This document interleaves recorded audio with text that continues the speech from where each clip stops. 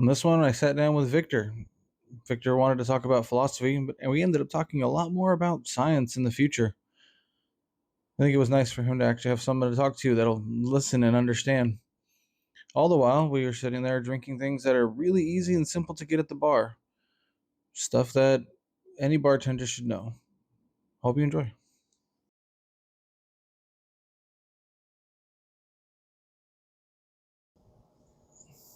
So what's up, man?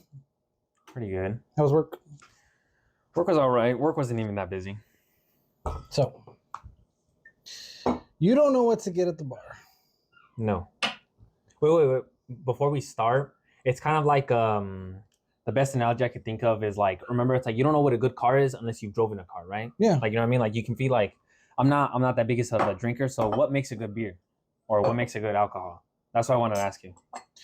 A lot of things. How it's distilled, the water that they use, the ingredients of what they put into it, and how long it's aged. Age matters. But what about taste? What do you like? I like bourbon. What's bourbon? It's basically a corn whiskey. I'm not 100% sure. I haven't dove into it, but I know they use most of it's corn whiskey because it's America and it's corn. And then it's put inside of usually oak barrels. And a good one, you can taste the wood and the smokiness of the barrel. But later, Mark. See you later, man. So that's what I do. And normally it really does hold true that the more expensive you get, it typically does taste better. Smoother? Yes. All right, so what are we starting on? I'll give you an example.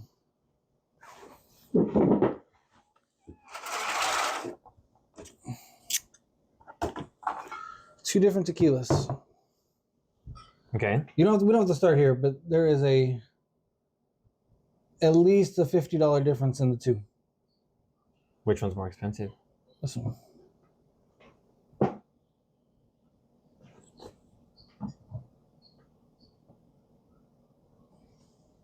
A grave cooked over charcoal for a smooth, smoky taste. And then this one. It's just a standard blue agave tequila. Yeah. All right, so where are we starting? Well, if you go to, what we'll do is we'll start with the club. You guys are young. Every now and then you guys go to clubs. So we're going to start with the club.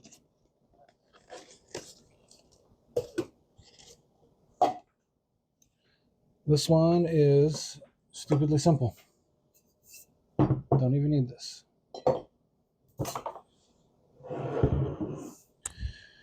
They call it the Incredible Hulk. The Incredible Hulk. Mm-hmm. Is there a reason? Because it turns green. But I see blue. Yes.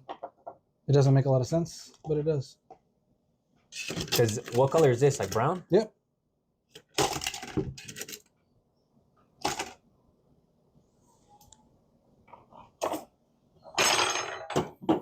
Spoon's just going to argue with me. It's never liked its spot. Is there a ratio? 50-50.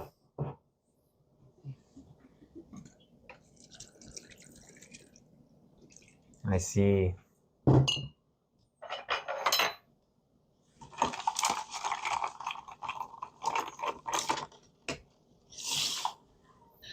drink that one at the club. It's very strong. It's very potent. It's a little expensive at the club, but it's something that's easy to sip on all night long. You can get away with two of them for an entire night. I like it. I don't hate it because I've had some where I'm like drinking and I'm get that like that ill shiver taste.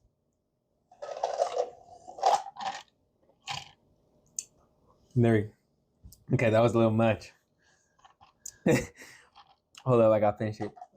You guys and your finishing, man. That's what happened to Mark. There's water there if you need it too. Which one? A can of water. Oh, I thought you were talking about this. Like, yeah. This ain't water. It's water. Oh, it is water. Yes, it's water. This looks like beer. Oh, is this like tonic water? No. What is tonic water? It's Not like it's kind of like seltzer. Hold on, that one might have been the frozen one. Yeah. I have a non-frozen. Here, just take mine. I stuck one in the freezer to make sure it got cold, and I think it just went in there a little. But bit what more. is tonic water? Like that's a good question. Like, cause every time I'm at work, people always ask me tonic water. Where's tonic water? And it's always with alcohol, so I always assume it's something with alcohol. It's fine. It is. It's a mixer.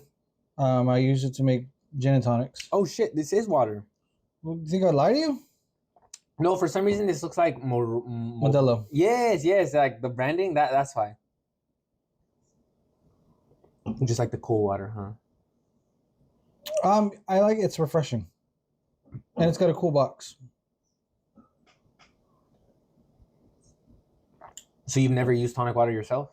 Yeah, I do it when I use making gin and tonic. What's that? It's literally gin and tonic water, and I'll add lime. It's a very smooth, easy to drink. But why specific tonic water? Why can't you just add alcohol to the regular water? Or does it not mix? Is it like oil? Because the gin is very herbally. It almost tastes kind of like perfumey. So the tonic water, because it's not like purified water or sparkling water. Is it more basic? Because I know that water is like they try to get it at 7, like the pH scale at 7. Yeah. Because it has sugar. Tonic water has sugar? Tonic water has sugar. Nah. So that's why I have the extra foam. Oh, that's I know that one. All right, next one. Next one. I like that one. If I were to give that one out of 5, I'd say maybe a 4. I'd say 4. It's not the best one. Have you ever had a Paloma shot? Yes. Yes. But I don't think you should drink it as a shot. Wait, what do you mean? Like drink it as like mix it with something else? No, just double it up and sip on it. But isn't that still a shot technically? No. The difference between a shot and a drink is usually more than 2 ounces, whether a shot is 1 to 2 ounces. So like this is a shot glass. It's a standard 2-ounce shot glass. Know what about these? Those are actual sample cups. They are designed to drink whiskey. But I was using them with Mark so he could taste the different tequilas because apparently he's terrified. He's not anymore. Of tequilas? Yeah. What's terrifying about them? Because with cheap tequila, you remember that meme that was going around is like, can you take a shot of tequila without making a face? There was a thing where they were challenging you to be able to take a shot of tequila and not make a face. But when you make cheap tequila, your face, it burns. You're just like, ew. Mm-hmm.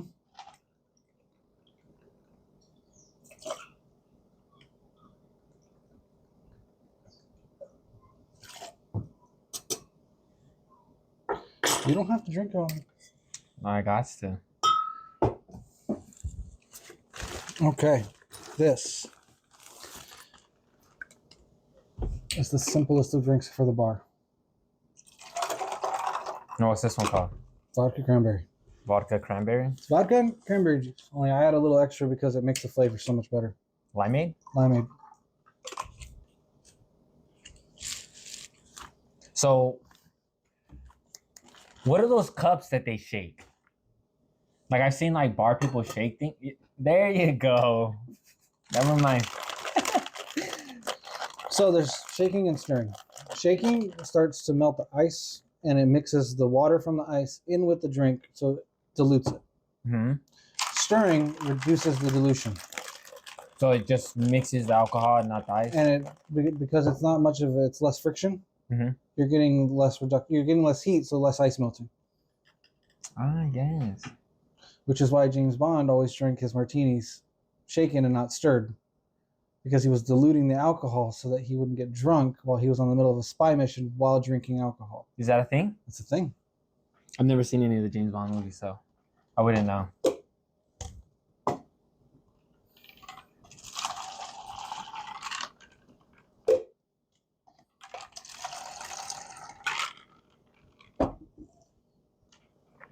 So with this one, you just freeballed it? Like the other one, you could get the ratio pretty simple. Yeah. Like, yeah, you know what I mean? But this one, you just freeballed it? No, actually, I did 2 shots of vodka. And then it's the correct ratio is 2 ounces of vodka, 2 ounces of the limeade, 4 ounces of the cranberry. and then it makes about an 8-ounce drink. I kind of I've done it so many times because it's my favorite after work. Honestly, I can't even taste alcohol. That's why it tastes like you're drinking fruit punch. See, so me personally, with anything that has alcohol in it, I don't like the taste. So like, I like the buzz feeling and like the little after drowsiness that you get. But me personally, I don't like the journey. It's like an acquired taste. Yes, it is. That's what I'd say. It's not something that you like. It's like unsweet tea. Because I remember I used to hate unsweet tea, but I remember when I used to work at Jack in the Box, they always gave us free sweet tea, unsweetened tea. And then the sugars over there, I hated them. They just made it taste like plastic. Like remember that perfume we were talking about? Yep. It just tasted like nasty. So I'd always just drink the unsweet tea. And after a while, I start to like it. So I'm thinking maybe that's what alcohol is like too. Yes and no. You can get into it. Did you personally, when you had your first alcoholic beverage or whatever, did you like the taste or did you grow accustomed to it? No, but the first one I had when I was like that time you taste the beer. After that, the first time I started actually drinking, I was drinking like things like Smirnoff Ice, which are very easy to drink. Yeah, I've heard Smirnoff. A lot of people like Smirnoff. Smirnoff, the Twisted Teas, all that Mhm. stuff. Like you don't taste a lot of the alcohol. They're super easy to drink. I can still taste the alcohol though. And then I got acquired to the other stuff as I started to appreciate it. That one's too easy, right? This one's too easy. That one's too easy. This one's good. I like this one better than the other one. Than the Incredible Hulk. The Incredible Hulk, the only time I order that is if we're at the club. That's it. The only time. Because it's strong enough that I don't need a lot. And I can kind of babysit the buzz. Yeah, I ate 2 Big Macs before this, so. Good. It means it'll absorb all that shit. Because I remember one time I went out to the bar. I got a trash can from the Ailment, right? This trash can is brutal. And I drank They're it. not brutal. They're good, but they're strong. It was large. It was huge. And literally, I got the trash can. Me and my homie, he got a trash can too. He's like, I'm at you. And so we drank it. He could barely walk out. I was good. So the whole thing with the whole tolerance thing, I'm not sure with it. Because I feel like if I would have drank that on another day, I would have been. You definitely have a tolerance. And it all depends on, there's a lot of things. One, it's just how much you've done. If you're drinking a lot, you'll be able to drink more before it affects you. But also, like, did you eat? Because if there's food in your stomach, it will. I think the food absorbed it. You Yeah. know what I'm thinking?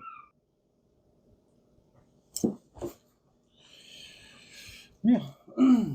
Food helps. So does how hydrated you are. Hydration makes a huge difference. So, Matt, what do you aspire to be? Like, in the sense of like, what do you find accomplishment from? I just take pride in everything I do. I don't have to like what I'm doing, but if I'm the one who's doing it, it has to be done right. And knowing that it's done well, that's where I get my accomplishment from.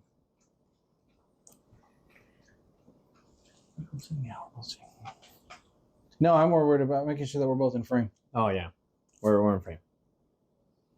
I've been gleaming at it. It helps. It helps. So what do you find interesting? Like in school, what was your favorite subject? History. History? Yeah. So if I told you, name what were the 2 sides in World War One? Oh no, I don't remember the names of them at all. I remember it was like the Axis powers. Well, Axis was World War II because the first one it was the Austrians, and they had a name. I just don't remember what it was. But the Austrians are where it started, and then that was the coalition. I don't remember what they were called. Axis and Allies was World War II. I thought that was World War One. No, because the Axis was Germany, Italy, and Japan. Let me ask you this: name 5 countries that aren't in North America. Sweden, Norway, Denmark, Australia, France. Okay, Everywhere else. No, it's because some people can't name a country. That's why. No, that's true. I've seen those. Yeah, you've seen those TikToks? I've seen those Where I'm like, TikToks. they don't know what a country is. But Enough. This is why you were locked up, because you're not nice.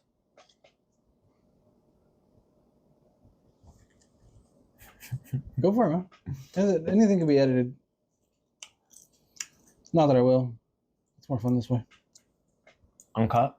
Yeah, it's a real conversation. While we're drinking. Lately, I've been thinking, like, because I'm trying to get my degree in computer science engineering,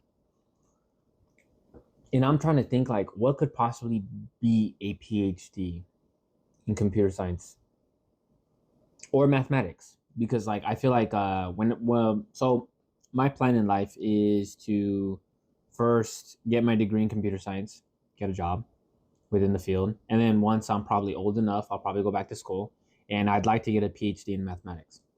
Okay. And the hardest part I'm thinking about is, what do you even think of in a PhD? Because like, to have a PhD, I've heard that you have to further the study, like you have to further the field, in any way. Like one way, so I read online where this doctor, right?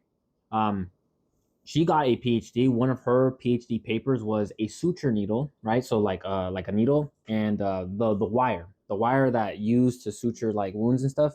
That needle will turn purple. I think it's red, and it will turn purple if it's exposed to bacteria. So as you pass through it, you can see if a wound is infected. If it starts, depending on how hard the needle. Then I'm like, that is cool. And I was like, and she got her PhD through that because she did something no one else did. And but like in the medical field, it's easy, you know what I mean? Be like, how does something work? Like medicines, like Vaseline oil, like Vaseline. I don't know if you've ever heard of Vaseline, how it was invented.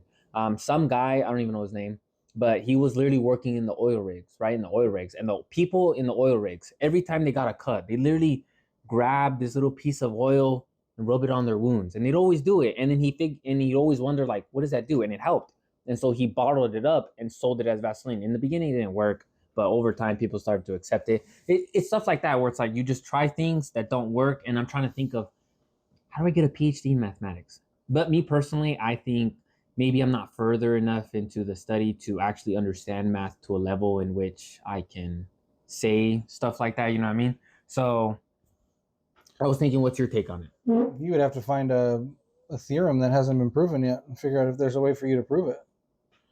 I mean, that would be like the cut and dry version. Is it going to be that simple? No. Is there probably an easier way to do it? I'm sure that there is. I'm sure that there's something, because with mathematics, it's so branched. Like if you found a better way to do like an economics model using math, I mean, I know, what's his name won a Nobel Prize for that. I can't remember what his name. I think it's John Nash. He was a mathematician and then observed something and then applied it into a field of economics. I remember that. I remember watching. There's a movie about it. Where economics wasn't like, no one ever used math in economics, and then this one guy started using it, and now that's literally how the whole stock market is. Yeah. So I was like, see, like in my opinion, like this is why I want to further in the field of math, because I feel like everything we have is because of math. Like, try to name one thing that math isn't used for. No, it's true. That's why they teach it so much. I wish they would teach it more. Do you have a deck of cards? I have a teeny tiny deck of cards. I just need 4 cards. I want to show you something. I want to see if you can solve it, Matt. Hold on. I have a travel set of cards. Because I was trying to do it in the terms of fingers, but I can't really do it in the terms of fingers. I just need 4 cards. Pro tip: always travel with cards and dominoes. Oh, we could do it with dominoes too. It doesn't matter.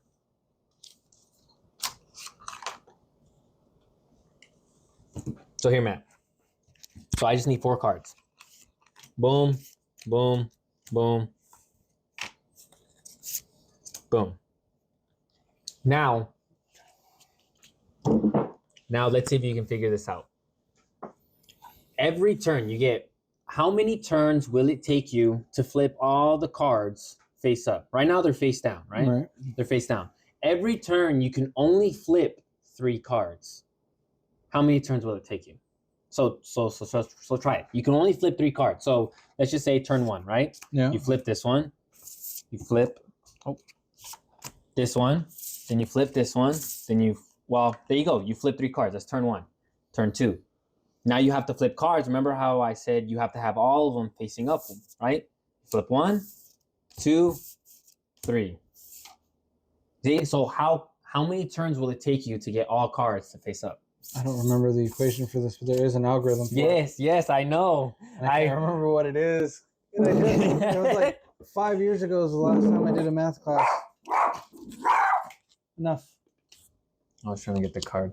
She's probably scared of me. I don't remember what the equation was, but it's something. It's Depending a on gain how function. I know that. it's so it can scale up to any. So if I had 6 cards, you can only flip 5 per turn. Right. If you had 7, 6, etc., etc. And the equation is, it's exactly the amount of cards you have. 4 turns. So here, let's try it. This is 1 turn, right? Right. 1 turn, 2 turns, right? Right. Then 3 turns, And then the 4th turn. and then the 4th turn. And there you go. There's your answer. I don't know. I find that I saw this on like I go on YouTube and they give me shorts and stuff. Yeah. And it showed me this where it's like for every how many turns will it take depending on an infinite amount of cards. So if you had 1,000 cards and you can only flip 999, how many turns would it take? 1,000 times. I don't know. That's what I see beauty in math, because it's like I don't know, it's like we see these patterns and we see it like Euler's number, right? Do you know what Euler's number? Have you ever heard of E? I've heard of it, but I don't know it. Do you know the exact number? Like, okay, I'll give you pi. Do you know what pi is? Right. But do you know what pi means? Like if I told you, what is pi? I can tell you the first 3 digits. I don't remember the rest of them after that, but I know that it's the only time I used it is in distance in circles. It's the ratio. So you know what a ratio is. So if I gave you a cooking recipe and you said for every 2 cups you get 3 Right. cups of water, it's a ratio, right? And so it's the ratio between the diameter and the circle. So if you have a diameter of 1, what's the circumference? Pi. If you had a diameter of 2, what's the circumference? 2 pi. Okay. So it's just, if you have the diameter, you just multiply the diameter by pi, you get the circumference. That's exactly what Euler's number is. It's do you know what compound interest is? Yeah. So like if I said every year you double your money. If you had $100 after 1 year, you'd have $200, right? But what if I said half a year, I give you 50%, 50%. It's still 100%, and it's still in the course of a year, but how much would you have? So 100 at 6 months, you get 50%. That's 150. And then at 6 months, 75. And then you get another 50%, which would be 75. 75, which would be 225, right? Mm-hmm. But now take it to infinity. Now do 4, 25, 25, 25, 25. But if you take it to infinity, where in sense of you get interested every single second, your money would be exactly 2.72. It's like pi. And it's like, that's what Euler's number is. And I'm like, who thinks of this stuff? And that right there, that's the number where if I compounded your money interest throughout the whole year continuously, like not every 6 months, then I give you the money continuously, infinity at every infinitesimal second, at the end of the year, you'd get 2.72 times more money. And that's Euler's number. And that's what I find beauty in math. It's like, and then now that's how you calculate interest. It's like PERT, where it's like P is the principal equals E to the RT, R being rate, T equal time. And I'm like, who thinks of this? Who thinks of this? Well, why not you? See, so that's why I don't know. Like, I don't know. Like, I want to see like if I can further the study of math. And I just feel like I can't. Like, I feel like I'm not smart enough. But you're not focusing on math. You're focusing on computers. No, for now, because computer science, I feel like that's where the money is. You know what I mean? Because like Mechanical engineering, I feel like we're not past that. I feel like we know plenty enough about mechanical engineering or like the hardware stuff. Like, yeah, I think the next step in hardware is either like they're going to have to figure out how to do the. There's only so much more you can do to the cores. They're going to have to go quantum. exactly. Or you can just do algorithms where it's like it's the same. It's like the quadratic formula. Like if you try to factor out a perfect trinomial, not a perfect trinomial, just a regular trinomial, where it's like you have three variables like x squared plus 3x plus 2, and you have to factor it out. If you just plug it into the quadratic formula, you don't got to do any of that shit. Like you just plug it in and it gives it right to you. So it's like, it's not that we increased the algorithm, we just kept the tricks. Like when you do addition, remember how you like carry the one? Yeah. Stuff? Like see, like those tricks where before you'd have to like calculate it, be like, okay, 1, 2, 3, 4, 5. But then people figure out that these tricks in turns, like you didn't have to change anything. Like just say a core could only do 2 tasks per minute. How would you increase the efficiency? Either make it so that the core can either do more tasks per minute or make it so that the task it does in turn does more.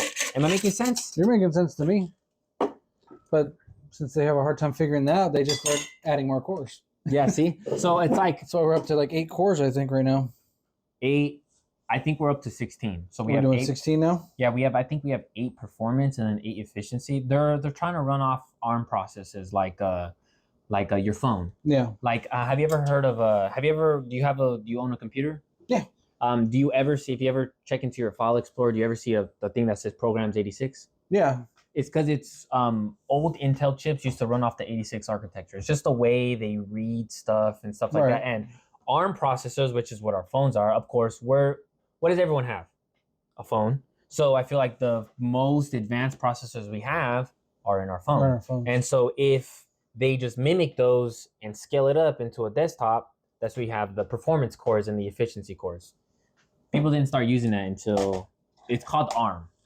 That's why. Okay. Fun fact. It is a fun fact. Because Hopefully. if we're doing this, I have to learn more about the computer. So what is this one called? This is my personal favorite bar drink, and I forgot the other part of it. I love those little cards. They're nice. They fit in my backpack. They go everywhere. Where did you get it? Oh, I don't remember. Some subscription box.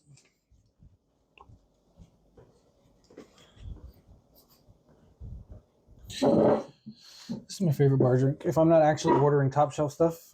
What's your favorite beer?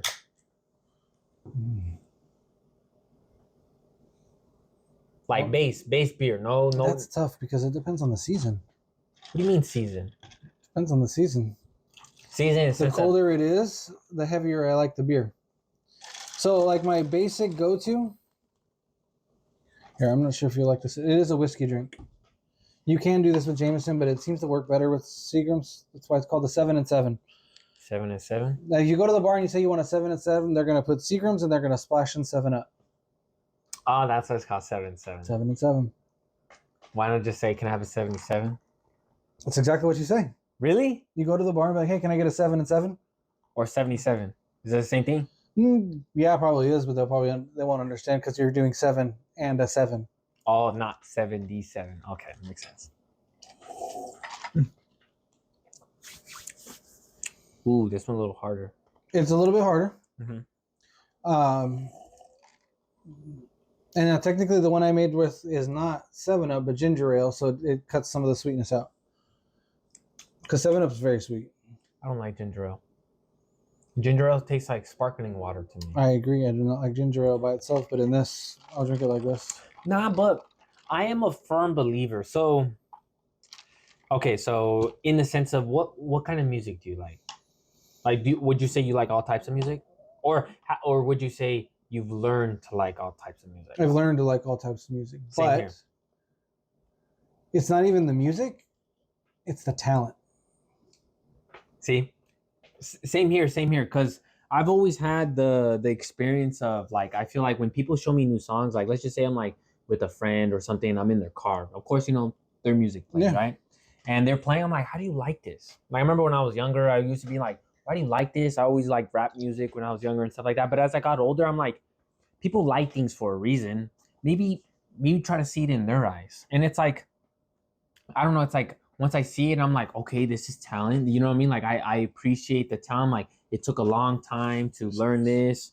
Or beats, like did you hear about Ed Sheeran? Like I feel like we've talked about this before, where like Ed Sheeran, you haven't heard anything about Ed Sheeran anymore, right? No, not recently. It's because I remember some people try to sue him, right? They try to sue him because he used a beat in his. Oh yeah, yeah. And then In he his was song. like, "If you're gonna sue me for this, then you might as well stop making music altogether." Yeah, because every song uses that beat. Because it's just like Well, there's a finite number of notes. yeah. There's only gonna be so many combinations, but how you express those combinations, that's what makes it music.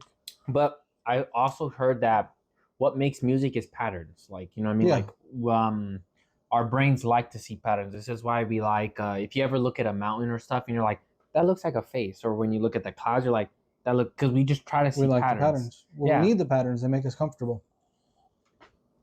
It's not unknown. It's you can put a label to it. Same. So when I learned about like people like patterns, I always wondered like, did you ever hear about like the Stanford experiment?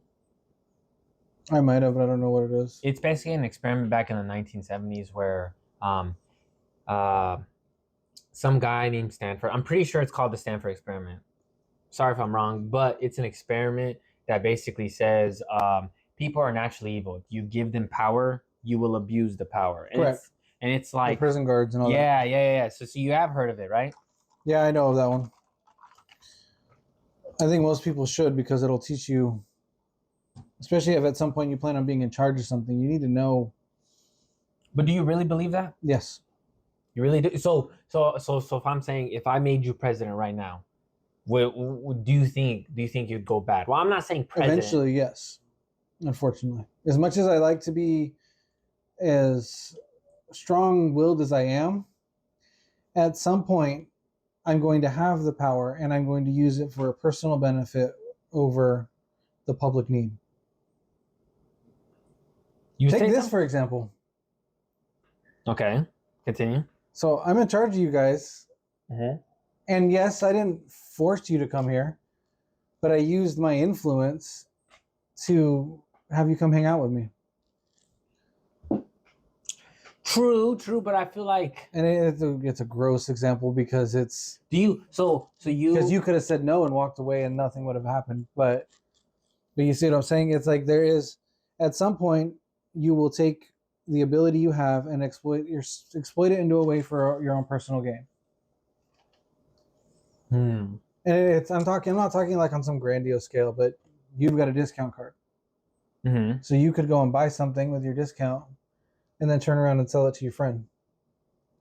Heck, I never thought of that. You can. You're not supposed to, but you can. Mm-hmm. Like it's not something that you're going to do all the time. It's not like you're trying to start a business, but you could and you get $5 extra. Okay, cool.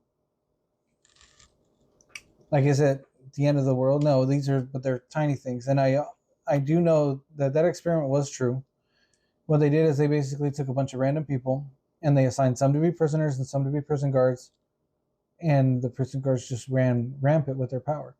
If you ever watched all those videos about HOAs, the people who fight with their HOAs and stuff. HOA, House Owners Association. The Homeowners Association. There you go. Those are people that just get this small amount of power and they will abuse it to no end because they're in charge. Because they have this tiny bit of control of their life. But do you think it's a reason of power, or do you think it's because of the position they were granted before? No, I don't think it's because of the before. So think of it this way: what if you always had power? Would you always abuse it? Like, no. like what I'm saying is like it's hard to say. See, look like- at kings. Look at monarchies, which are lineage based. Mm-hmm. They're born into this privilege. How many of them actually like sacrifice for the people? Can't think of any. And that's the hard thing. And now I'm not saying they're like, okay, well they were born into this. They don't know what they're going through. But I wonder why though. Like that's what I'm saying. Like I wonder why. Why do people abuse their power? Like I feel like We haven't been evolved yet. you don't think so. We're still very tribal. And if you are the one in charge and you are the one with the power, that means you're not getting kicked out. If we were a pack of monkeys, you're not getting kicked out. You're the head honcho. you get to spread your seed for the reproduction purposes. Right? Look at chimps. It's usually one primary male. There's always the juveniles, and then he's surrounded by females. Mm-hmm. And then the male that's in charge gets to do it. Or it could be like seals too. Seals are like that too. Are they? Yeah, seals are like there's always 50-50 female. Have you ever heard of the phenomenon where like if birth is random, if males and females, like when you make a child, right? It is completely random on whether it be male or female. If it is so random, how come nature is perfectly Keeps it balanced. Why do you think so? I know why. There's a reason why. It's because like if there's more females, whatchamacallit, males, whatchamacallit, they can't reproduce enough. There's like a certain balancing where there's more females, then that means when there's more females, then they can't get impregnated. If there's not impregnated, then it lowers down. And if there's more males, then males can impregnate. There's not enough diversity. Yeah, and then so like it's slow. There's something with that where it's like an equal balancing part of an act. I forgot where I was going with this. How was that one? I haven't finished it yet. I'm almost done.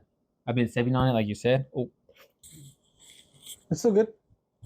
Because look, you can see in the corner there, see the L and the R? It's pulling left and right audio. Oh, that's right. That's right. Telling you, man. iPhone's got to catch up. No, I feel like iPhones will catch up. Okay. They will. Speaking of iPhones, but I don't think there's a need for it. But what about AI? I don't know, man. I think my problem with AI truly is whoever makes the breakthrough is going to have the power. I feel like probably in my generation, maybe even when you're alive, man. I mean, we're not really that far apart from our age. But what I'm trying to say is like I feel like we're gonna have to make new laws. Like I don't know how. Okay, have you? We need to make new laws now. We haven't done it. Oh yeah, I understand that. No, I am a firm believer that we can't change too fast. If we change too fast, we will make too many mistakes. This is why I believe. This is why when people say like the Republican Party sucks, like remember how they say Republican Party old fashioned and the Democrats want change? Yeah, that's usually what they say, right? Correct. The liberal is for change. The Republicans are conservative, and they want to try to maintain the balance. Exactly. So I believe they require each other because it's like if we change too fast, we will make mistakes along the way. Like when you change a law, be like, oh, we didn't think of that. You know what I mean? You can't think of everything, right? So I feel like we do need that balance. We do need that balance. I'm losing my train of thought, man. Like this thing, like I feel like I'm onto something, and then I stop.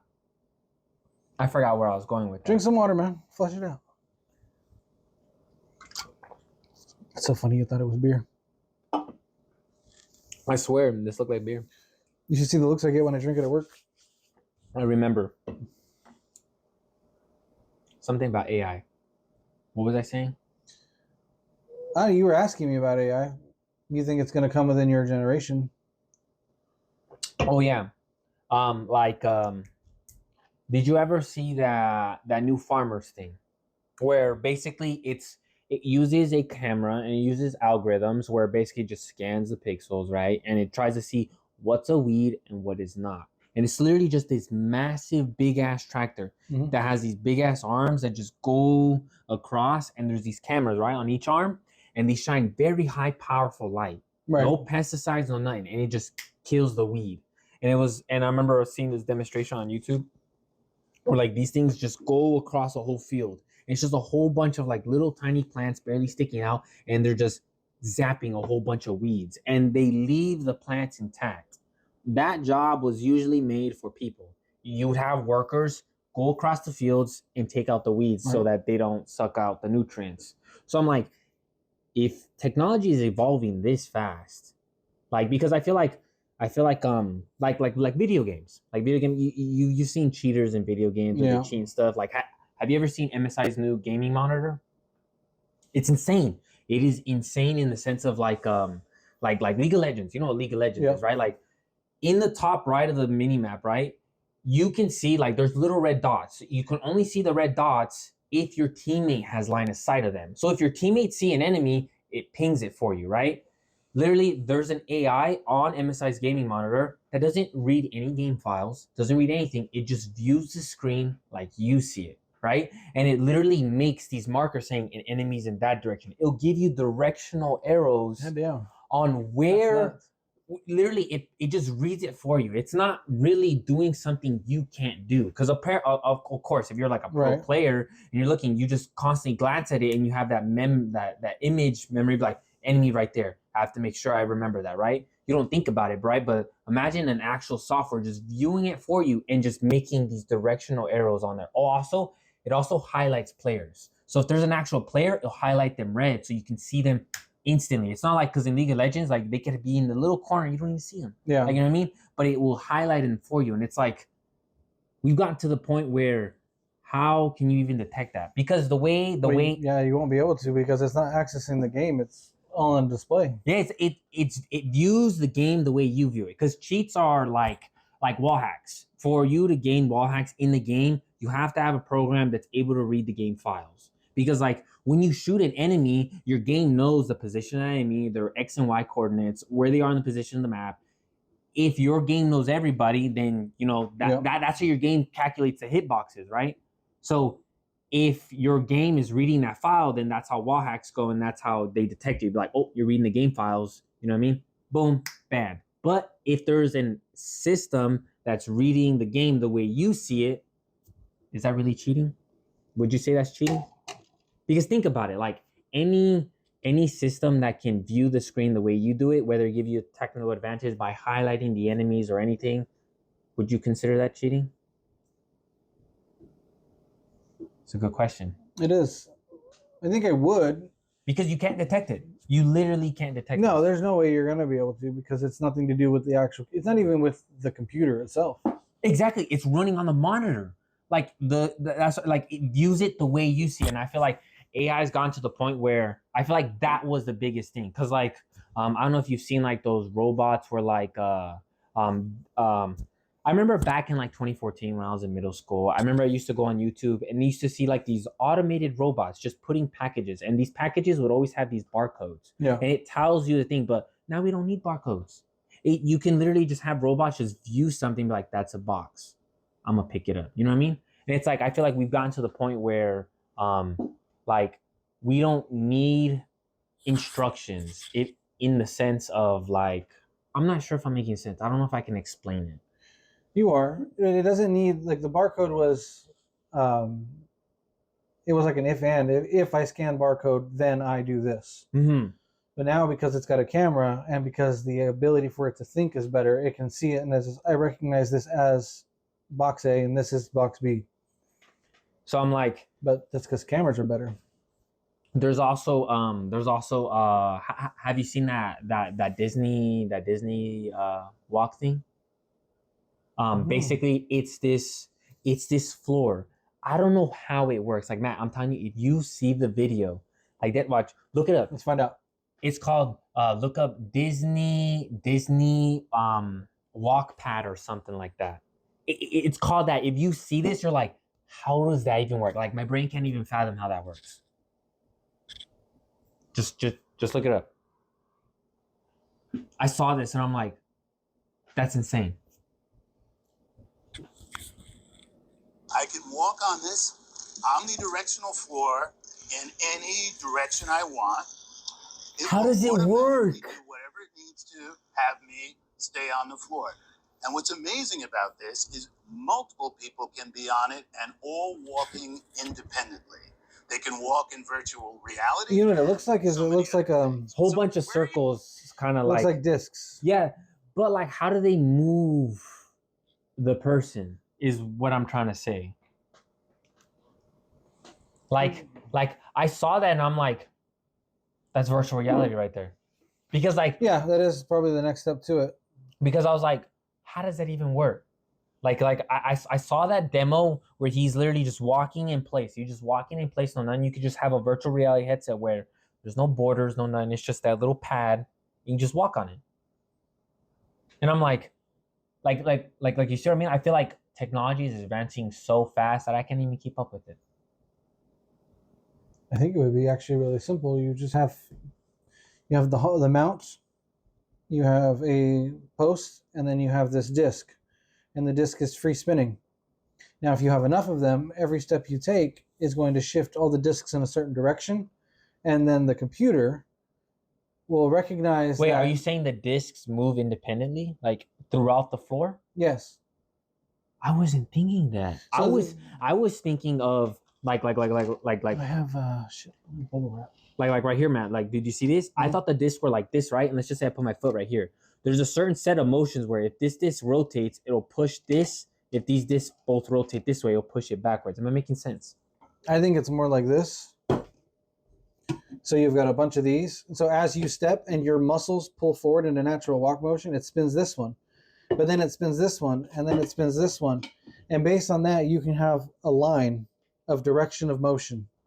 And the computer just has to recognize that line. And as you turn direction, because the discs are only spinning in a 2D plane, but if you have enough of them, you know which way the path is going to be.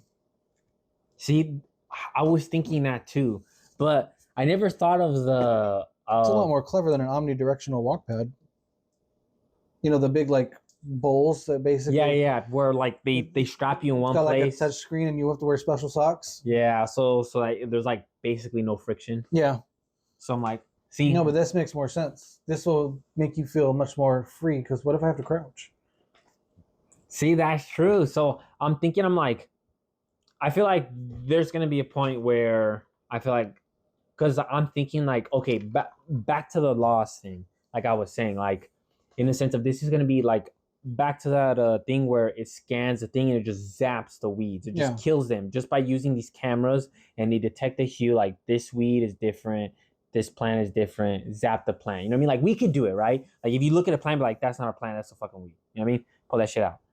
But I'm thinking, wouldn't this be good for the rich and bad for the poor? Because think about it. If you're rich, you can afford it. You don't need any of the workers anymore.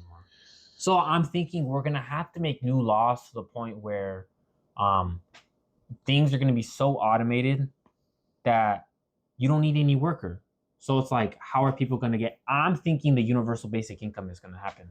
Have you ever heard of it? The Yeah, UBI? I think it's going to have to happen. It's good. If basically that's what it's going to come down to. Otherwise, you can have 80% of the country be on welfare. Which is, have you ever heard of UBI though? Like Yeah. the universal basic income, where everyone gets $1,000 per month. I've even seen the studies that they did on it. Do you think it works? Yes. I haven't seen it. It though. does. So what they did is they have done multiple places that tested it. I know there, if I'm not mistaken, there was actually a city in the U.S. that tested it, because the biggest complaint is that if you give these people money, they're not going to do anything. But what they found out is that when they were issuing people $2,000 stipend per month, they were still working. But now they paid their bills. Now they took their vacations. Now they went out and they did the things that they wanted to do. But they never stopped their lives. They just enhanced them.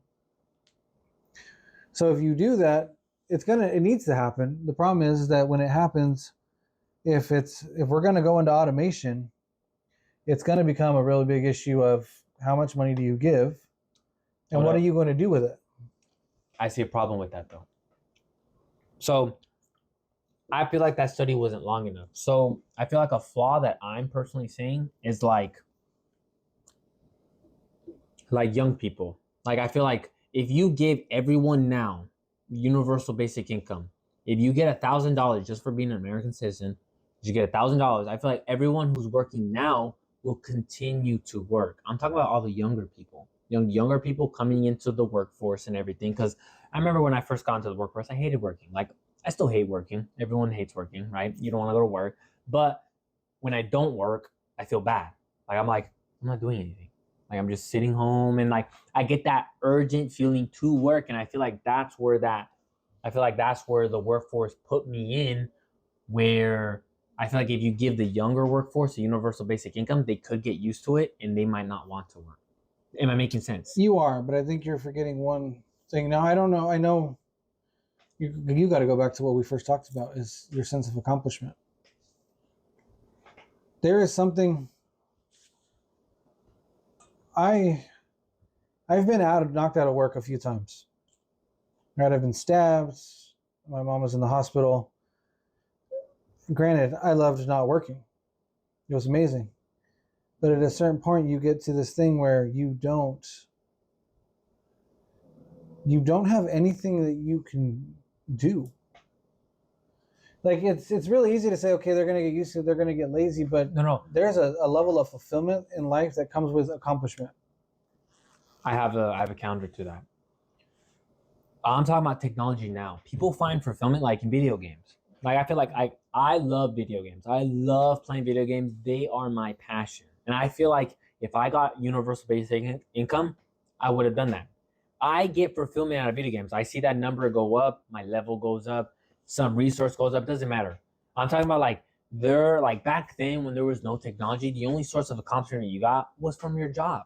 Does it make sense? I feel like as technology progresses further, you can get accomplishments from almost anything. And I feel like the big problem would be is what you put that accomplishment worth. Like if I say, oh, I got this new gun, I find that very accomplishing.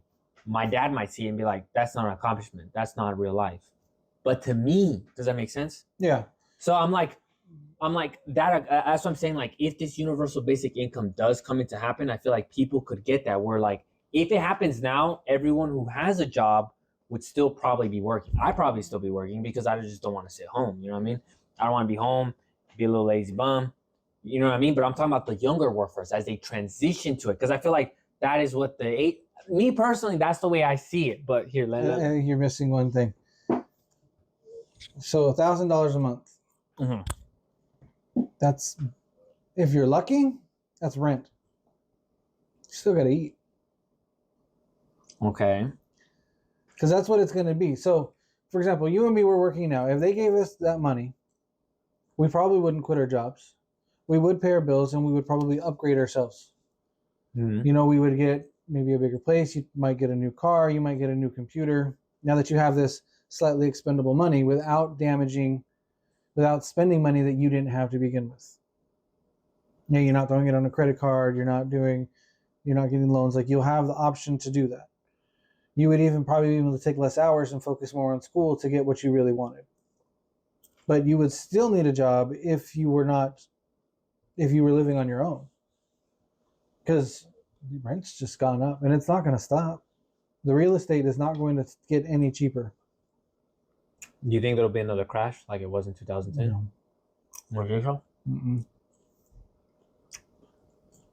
I think that it's still difficult to get a home loan if you don't meet the basic criteria. Because what caused the crash was that the banks were basically giving out money I heard that. at the super low interest rates. Because they were low interest rates, people were being able to make small payments. But then when the Fed bumped and these variable interest rates increased, we could no longer make the payments. Because you couldn't make the payments, you defaulted on the house. It got foreclosed.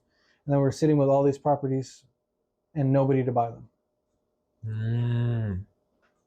I don't think they'll do that again because the banks have been a lot more strict because they don't want to go under. Because you can't make money if you don't give out loans. Because I heard that they made new laws so that never happens again. Yeah, they say they make laws, but let's be honest, stuff like that still happens. There's laws that protect banks from going under so that people don't lose the money that's in their bank. Isn't it like $250,000 guaranteed? Yeah, but that bank in Silicon Valley still went under. No, yeah, but I remember when I opened up a bank statement or whatever. Yeah, you got FDIC insurance. Mm-hmm. Where it's like, if you had $1 million, 250,000 of that is guaranteed. Everything guaranteed. else could be lost if the bank goes under. Mm-hmm. So I know that. None of it's going to matter if the economy crashes and the dollar is worth pennies. I don't think the dollar would be worth pennies. So far. That goes into conspiracies, though. What? The economy crashing and who wants to crash it and why do they want to crash it? But why would the economy crash? I mean, we're going through inflation right now. I remember inflation has been at an all-time high. That's right. And the value of our dollar to another country is really starting to sink. I know you can never stop inflation. Inflation is always guaranteed. Just the way humans are. Just the way we are now. There it's like 10 years later, be like, that was $10 last year. I know I can make more. You know what I mean?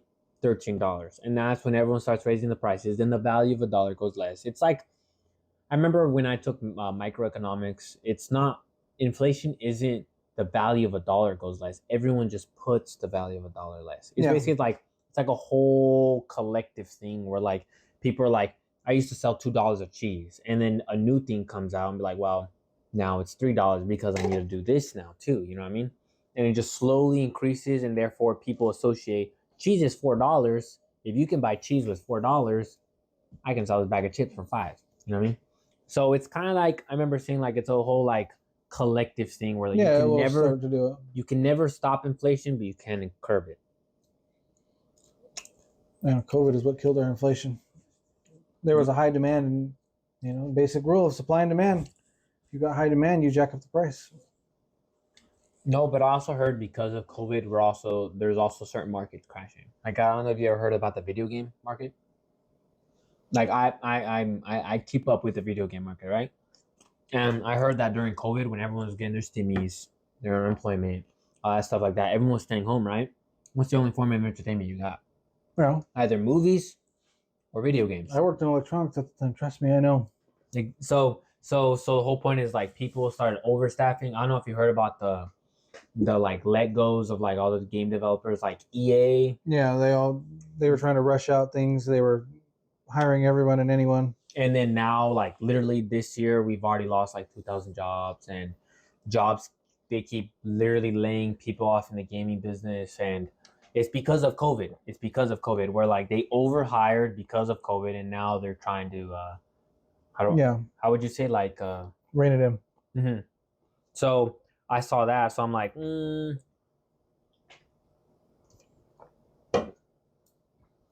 that. So I'm thinking, but this all goes back to AI, because I don't know if you've seen do you follow Unreal Engine? No, I'll pick it up every now and then. But you know what it is, Yeah, right? I know what it is. It's- And it's the new one. Was it Unreal Engine 6? 5. We're on 5? I think they're gonna release 6. I'm not sure. Because But- 5 is you can still tell it's a video game, but it's getting really hard to tell. No. That is right too, and AI is also playing a big feature. So like, let's just say I wanted to create a big ass forest. I'd have to hire someone, art developer, make it, and then Make the assets, and then Yeah. the system would have to plug them into the. and then someone would have to push them all in. You know what I mean? But now there's literally new AI features where like, it'll literally be like you just highlight an area. I want that to be forest, and it'll literally generate. And you can just hit regenerate, and it'll just regenerate, and you can literally tell it probably like, I want really tall trees. It'll give you really tall. You know what I mean? Like something like I'm telling you, like AI don't replace us. Like, I'm not replace us in the sense of I feel like people are gonna require a lot more education. Because like I remember when I was talking to my father, he told me that he learned fractions in 5th grade. I learned fractions when I was in 2nd grade. So I'm thinking, will our schooling system keep up with it? Not at first. That's what I think. I think the way they educate kids needs to change. That, and also, I feel like kids are gonna have phones. I feel like social media really does ruin things. It does, but honestly, Because I didn't have a phone until I was in high school. I'm not addicted to my phone. I just toss my phone to the side when I get home. I think the hard thing, Will, speak to your parent, is you have this ability to stay connected. Because when I was a kid, No. if I left the house, nobody knew where I was. Like while my mom was at work. No. That's why you only let them be connected. So like my mom, when I was younger, my mom never gave us a new fancy phone. Right. She only gave us a flip phone. It was just a simple flip phone she left on the counter, and if I ever needed her, I always knew her number. We just call her. So it's like, I feel like yes and no. Because like me personally, have you ever seen like the new Apple Watches, whatever, like the Apple Watch for kid? Yeah, those are actually really cool. Yeah, Yeah. I was like, does that actually work? Or we're like, It does work. You just buy your kid an Apple Watch, and that's all they do. And literally, the Apple Watch, you can't go on TikTok, can't go on the internet. That's an old technology. Huh? That's an old technology. LG used to make. I think it was LG used to make a watch, and it looked like a big No. VTech watch. Apple has it too. Oh, I know they do. Where we're like, you can make it so that the watch is the primary device, Yeah. and you assign it to your child, so all they have is a watch. And I feel like that's what I'm going to do. Like, of course, like I might have kids in the future, so I'm like, I don't want to give them a phone.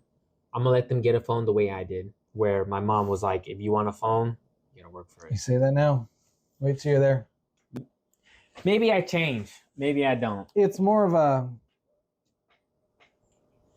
Sometimes you want to give them every advantage. That's true. You also don't want to curb their curiosity. So like when we give our kid a phone, it was never. It was originally designed because she was starting to stay home and she needed a way to call in case of an emergency. Mm-hmm. But when she got the phone, she was able to. Yeah, she branched out into a lot of things. Has she done everything great? No, but that's where teaching comes in. Because for all you know, by the time you have kids, the watch is going to be holographic projections. I don't think holographic projections could ever exist. I really don't. You just need a medium. You need a medium to capture the light. No, yes, I know. So, like, think about it. Like, so what if you had a holographic projection, right? How would you make light stop? Like, let's just say I wanted to create your face on a little 3D scale right in front of me, right?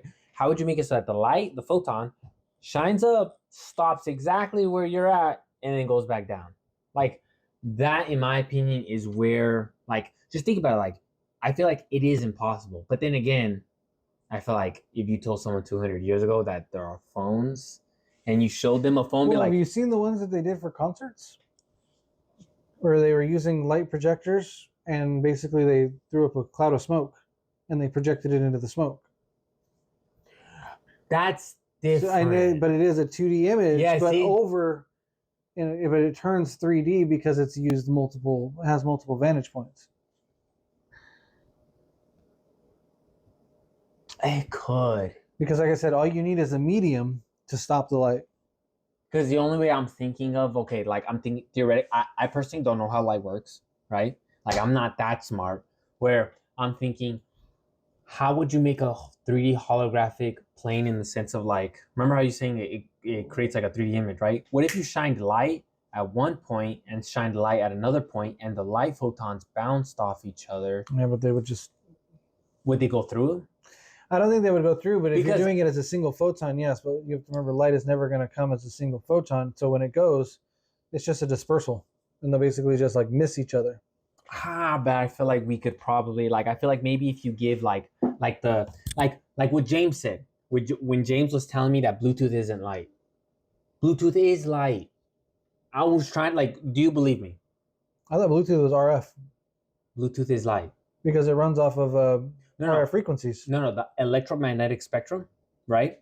Okay, now I get what you're saying. Yeah. Bluetooth is light. We just can't see it. If you could see the Right. spectrum your phone was emitting, your phone would literally be emitting you could literally see it like flash. Just be it's like Morse code where it's like beep beep beep beep. Right. It just flashes a million times a second. We can't see it, and you might be thinking, well, how does it go through walls? Look at the visible spectrum we can see. What is the only material that light can go through? Glass. We have one, right? But in the other spectrums, light can pass through every object. They're like glass, like all other objects are like glass in the other spectrums. Bluetooth is literally light. I think you might have to explain it to him though as more of a radioactive wave. Well, that is what light is. It is, but saying it's a radioactive wave now covers because the way people think of it as light is visible. But we the radioactivity, but the thing is, the energy waves that's the spectrum. we call what we can see light, but it's still an electromagnetic wave. What we call it light. That's why when they're like, that's not light. We only call what we can see is light. Does it make sense? That specific spectrum we call light. But Bluetooth works exactly how light works. It's exactly the same. If you could see Bluetooth waves, you literally see light. I'm not sure what color it'd be or how it look or anything like that, but that's exactly how Bluetooth works. And when James was like, I don't think so. I don't know. I was like, how do I explain it? I don't explain. I was like, I don't know. You need the diagram. Yeah, exactly. You I'm just like, need the sheet that shows you where it starts at ultraviolet. You have infrared, and then you have all the different bandwidths in between. see, so when I figured out that Bluetooth was light, like literally the way light is, what light is, that's literally what Bluetooth is. I'm like, it's insane. Like, I don't know. I find that so fascinating. Where like we just can't see it. We just can't see it. Unlike bees can see it. Goldfish can too. Think so? Hold up. All right. Leave it in. No, I'm gonna cut all this out because this damn dog is pissing me off. Go, get out. Go. Go to bed. I'm not giving you anything. You get out of here. All right. Shit, we're an hour in. Okay. Bye. Yeah. All right, last one. That was my last one. That was your last one? You don't got another one? No, that was all three. What about this one? I feel like I didn't drink this one. Vodka cranberry. What was your favorite so far? Oh, that's right. What about... Oh, yeah, I drank that one. Why, do you want something different? Yeah. Make something new off the spot. Oh. Hang on. I need a glass. Where's my margarita glass?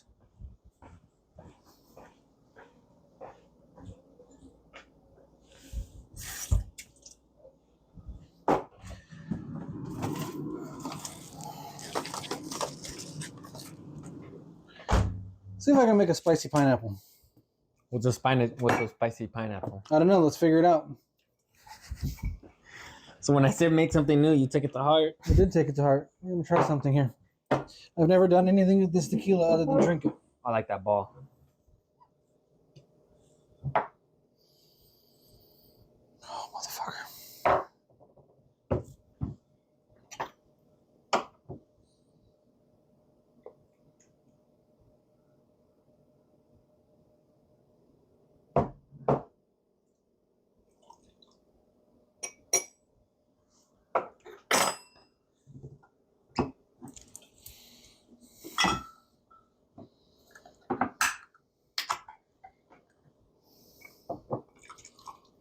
Okay, alcohol, pineapple.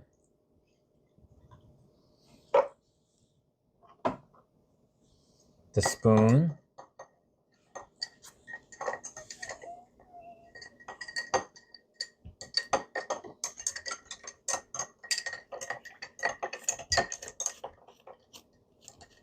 I finally got my travel ID. Have you got one? No. My ID still has my address from 2 addresses ago. And my picture from when I was 15. No, I'm talking about the travel ID, the one you can use for Yeah, federal for air flight. or federal identification. Because remember, you can't use an Arizona driver's license for federal identification. I don't know how that's going to taste. I've never made this before. Just freeballed it? Yeah. Let's see.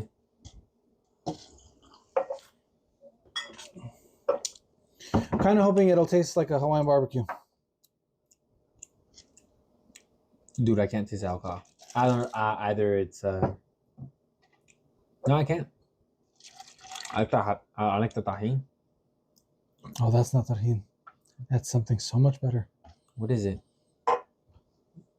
I swear I saw you pour tahini. It's not that, but that's not what it is. Oh. Salsa cevido? Ooh. What?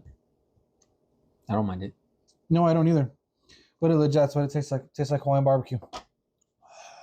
It tastes like when I make what the hell do I make? Teriyaki pork with pineapple salsa for tacos. That's what it tastes like to me. It's got smoke. It's got wood. It's got pineapple for the sweetness. Do you believe? So I remember in chemistry, my teacher would always tell me, the things you smell are the things you taste. Mm-hmm. Do you believe that? Yes. You never did the little kids experiment? What kids experiment? Oh my God, what was it? You bite an apple and sniff an onion. Sniff an onion. What does that do? It feels like you're biting into an onion because they're similar consistency. So your brain can put that in there. But if you close your eyes, you smell the onion while you're biting the apple, you will taste the onion. I've never done that. I've never even heard We of did this. that back in like 7th grade science. No, I remember in chemistry, my sophomore year of high school, my teacher would always say, like, when you smell things, right? The receptors in your nose are the exact same receptors as the ones on your Yep. taste buds. And so when you're smelling things, you're literally smelling the particle of what you're smelling. You're literally just tasting it. And I'm like, and so when he said, everything you smell in the restroom, it's literally going in your nose. I'm like, Yeah. once he said that, I'm like, I Now you don't have to believe. hold your breath. Yeah. No, but it's true. I always hold my breath in the bathroom ever since he true. said that. I don't hold my breath. I just take like one good whiff and go. Then I try to breathe as Mhm. least as I can in the restroom.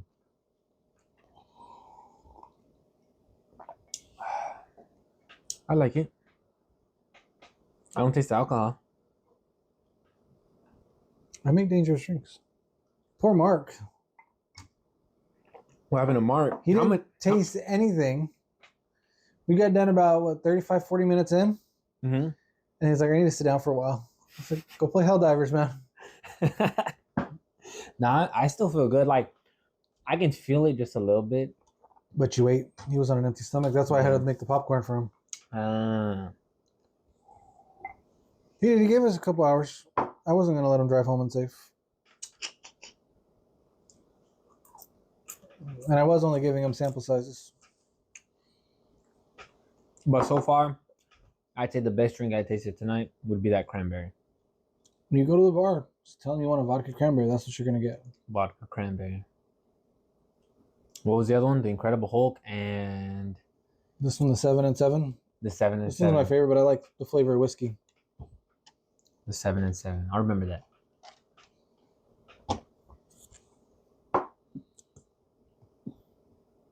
It's actually similar too, because I know you like Jameson. You can do what's called a Jameson highball. Mhm. It's like 2 ounces of Jameson ice, and then they pour in ginger ale to make it sparkle. Basically, you just almost essentially water down the whiskey, and it makes it easier to drink.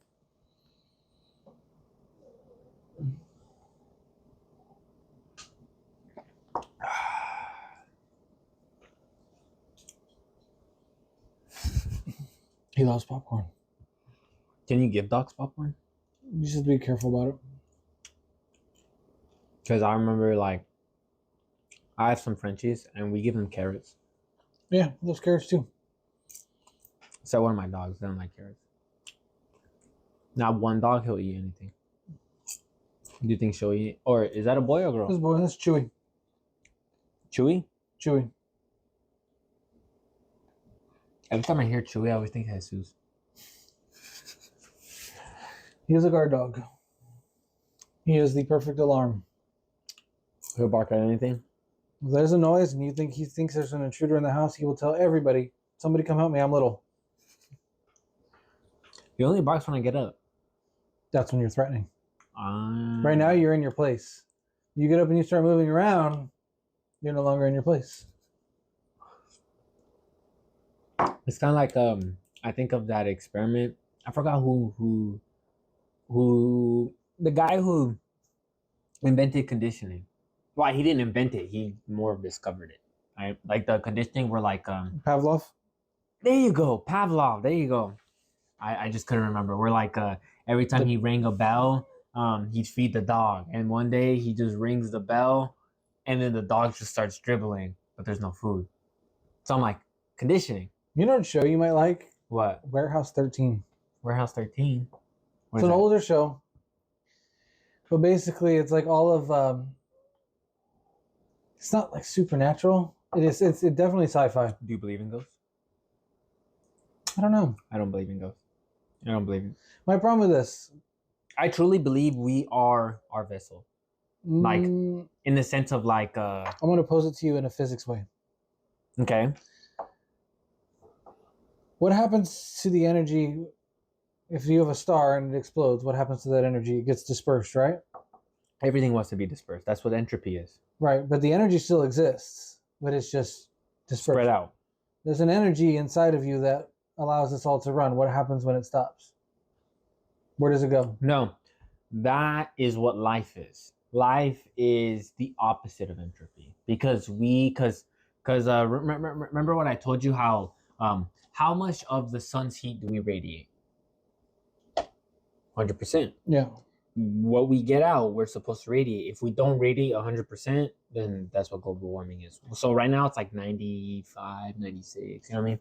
Something around there, right?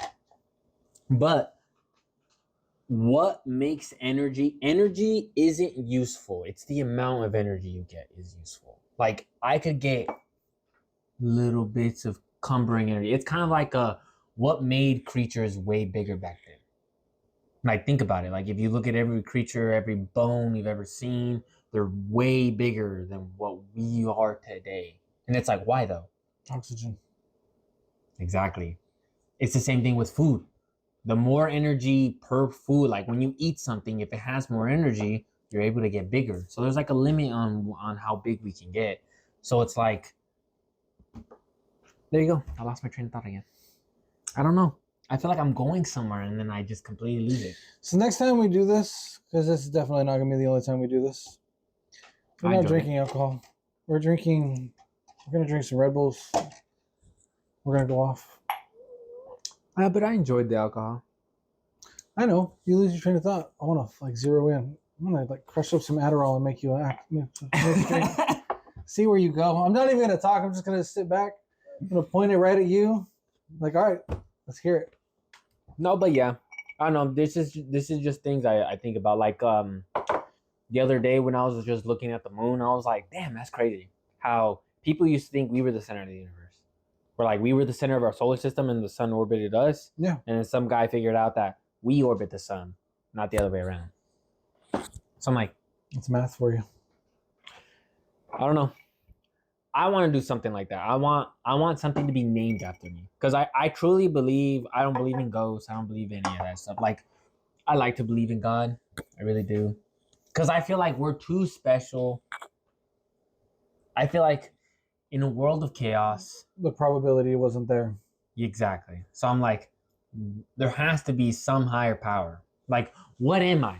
Like, I feel like that is the question in terms of like, I feel like the moment we're able to create AI, like I told you this before, where like the moment we create AI, that's the moment we create immortality. If we're able to create something that thinks for its own, like literally thinks, not something we tell it what to do, be like, you're gonna be the best waitress, or you're gonna be the best orange picker, and you, because there are robots that can literally orange pick, right? Not that, something that can physically think for itself, that wants to create new ideas, right? Not something we've put in, you know what I mean? I know that AIs, like the algorithm, they're really simple at creating different tasks. If I said, Matt, this water is filled up to 50%. I want you to pour it in there. You pour it, you get 40% in. You do it 1,000,000 times, you slowly get better and better. That's literally what AIs are. They literally you just send them a bunch of information, they slowly get better and better and better to the point where it's perfect. They're super good.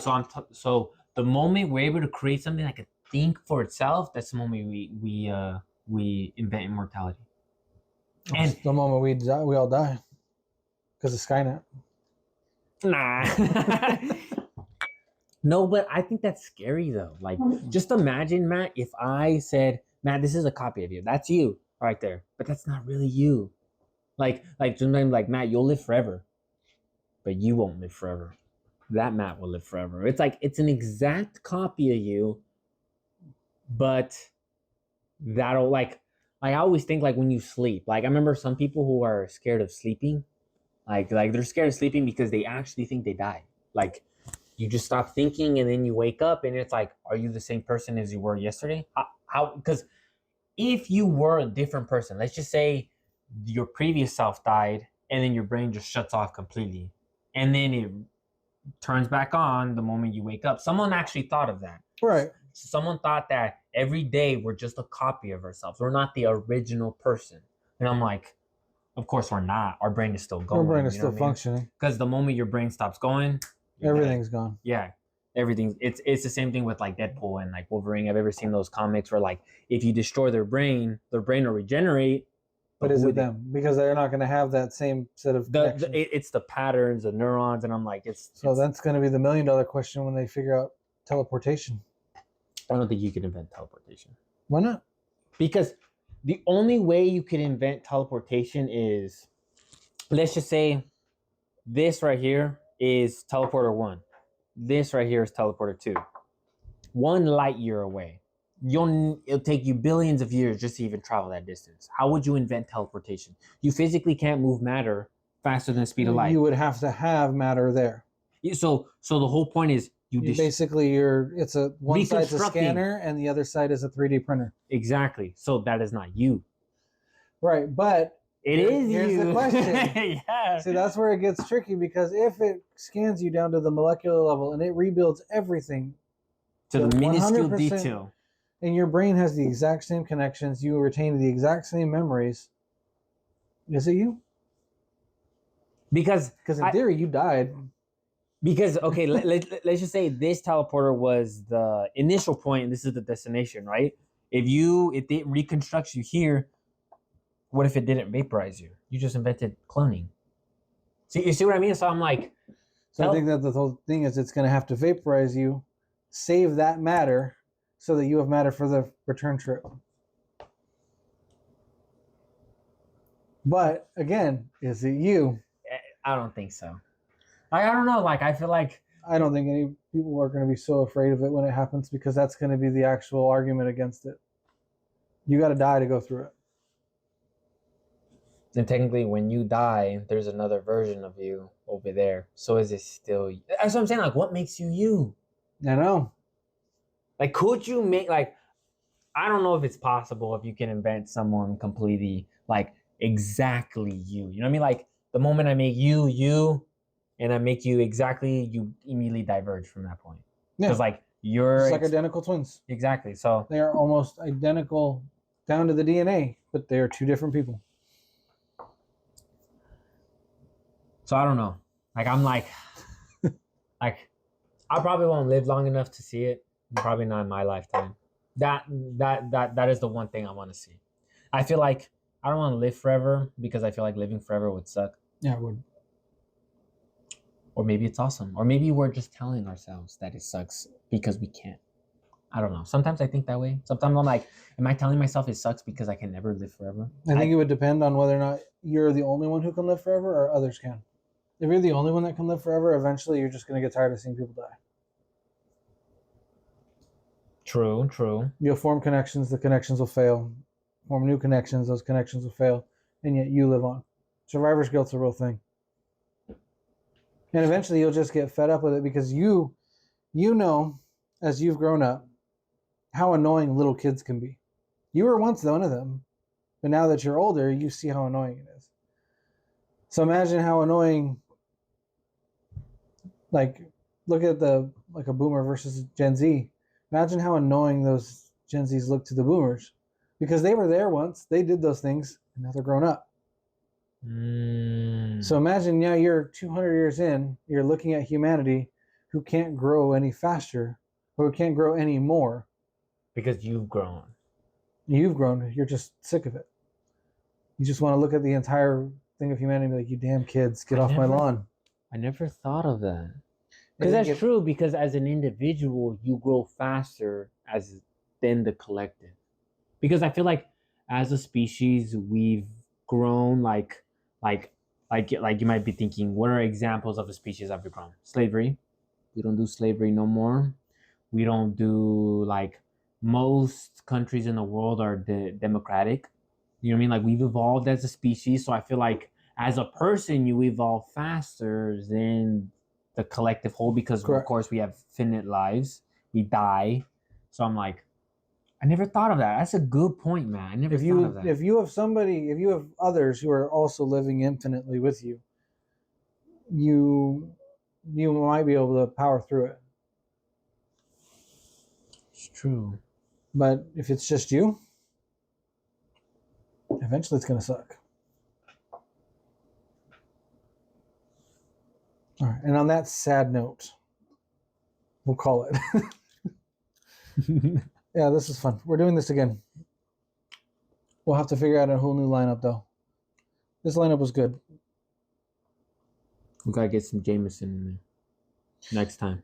We'll get some Jameson. I got some stuff similar to Jameson, but we'll get some Jameson. Jameson's Irish. I got Scotch, which is Scottish whiskey, but I'll get you some Jameson. I do like the Jameson Orange. Jameson Orange, a little bit of ice to run it down. All right, man. I appreciate it.